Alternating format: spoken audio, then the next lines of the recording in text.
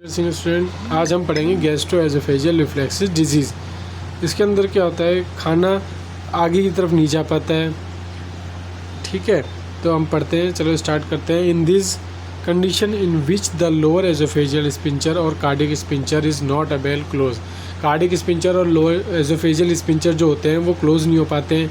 ठीक है, then due to the which the gastric content, जिसकी वजह से क्लोज नहीं होने के, प्रॉपर तरीके से क्लोज नहीं होने के कारण जो गैस्ट्रिक कंटेंट होते हैं, HCl हो गया, गेट रिफ्लेक्स कर जाता है, बैक फ्लो कर जाता है कहाँ पे, toward the esophagus and leads to mucosal cell or damage, जिसकी वजह से म्यूकोजल सेल जो होती है वो डैमेज हो जाती है। दैन हम पढ़ते हैं causes. Incompetent lower esophageal sphincter and obesity, pregnancy, ascites. Mostly इसके अंदर क्या क्या कॉजेज हो सकते हैं, ओबेसिटी हो गई, प्रेगनेंसी हो गया, एसाइटिस हो गया, जिसकी वजह से राइज इंट्रा एब्डोमिनल प्रेशर बढ़ जाता है। एब्डोमिनल जो इन कंडीशन में क्या होता है कि इंट्रा एब्डोमिनल जो प्रेशर होता है वो बढ़ जाता है। डायफ्राम शिफ्ट हो जाते हैं कहाँ की तरफ, अपवर्ड की तरफ। And diaphragmatic muscles will not perform functionally, जो मसल्स होती है वो प्रॉपर तरीके से फंक्शनली परफॉर्म नहीं कर पाती है। And closure of lower esophageal sphincter and delayed the maturation of neuromuscular control of esophagus, है ना। और hiatal hernia will incompetent sphincter, hiatal hernia भी एक कारण होता है। ठीक है, इसका हाइटल हर्निया का मतलब होता है, अभी मैं फिलहाल आपको ये बताता हूँ, हाइटल हर्निया का मतलब होता है एब्डोमिनल मसल्स आर वीक। मतलब इसके अंदर क्या होता है, एब्डोमिनल मसल्स जो होती हैं वो वीक हो जाती हैं, जिसकी वजह से ये कंडीशन डेवलप होती है। हाइटल हर्निया के बारे में डिटेल में हम आगे अगली वीडियो में पढ़ेंगे। ओके, देन आगे हम चलते हैं पैथोफिजियोलॉजी।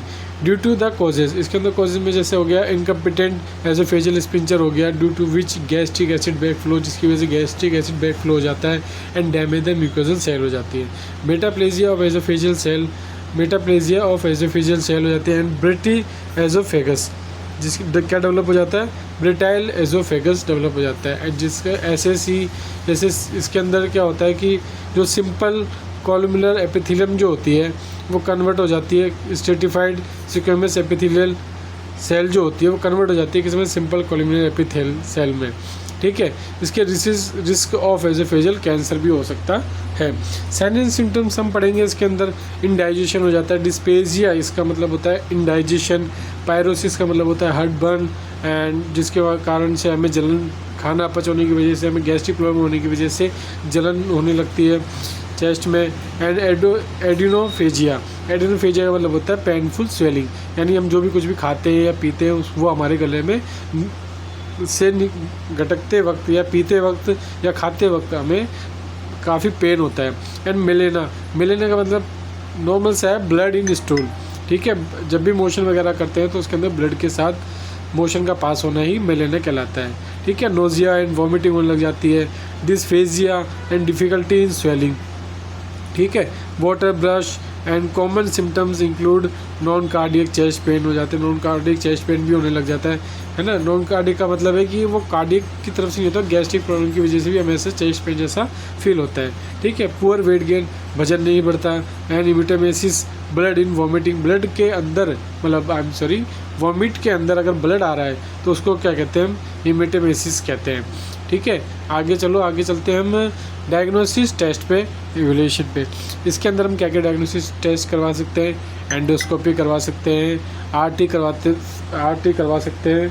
RT स्कैन के अंदर क्या होता है, रेडियो टेस्टिंग होती है ना। और बेरियम स्वेलिंग करवा सकते हैं, CT स्कैन करवा सकते हैं, एसोफेजियल मैनोमेट्री करवा सकते हैं। एसोफेजियल मैनोमेट्री का मतलब होता है टू मेज़र द प्रेशर, हम जो प्रेशर होता है उसको मेज़र करते हैं। ठीक है, ट्रीटमेंट क्या, ट्रीटमेंट और मैनेजमेंट, जैसे हम ट्रीटमेंट क्या देंगे इसको, इसके अंदर बेसिक ट्रीटमेंट हम देंगे, स्मॉल फ्रीक्वेंट फीडिंग देंगे, थोड़ा थोड़ा अमाउंट में उसको खाना देंगे। कीप पेशेंट NPO भी रख सकते हैं उसकी नीड के अकॉर्डिंग। फॉर इंडाइजेशन, और जो इंडाइजेशन हो रहा है उसके लिए हम क्या दे सकते हैं, एंटासिड दे सकते हैं। H2 रिसेप्टर ब्लॉकर होते हैं, ये क्या करते हैं, पेट में जाके उसकी क्षारीयता को कम करते हैं, है ना। एसिडिक जो होता है उसके कारण वॉमिट होने पर जो नुकसान होता है, मतलब गैस्ट्रिक प्रॉब्लम को दूर करता है।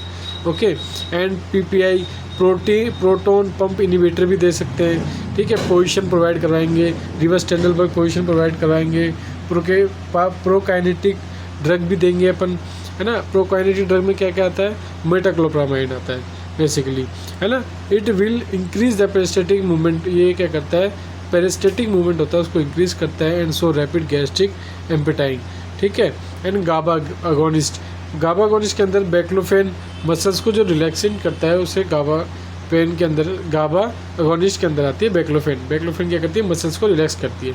ओके माय डियर फ्रेंड्स, अपना जीआरडी का टॉपिक यहीं फिनिश होता है। आप इस नोट्स को रिटर्न कर सकते हैं, और आपको समझ में आया तो प्लीज़ लाइक कीजिए, सब्सक्राइब कीजिए एंड सपोर्ट कीजिए। Thank you.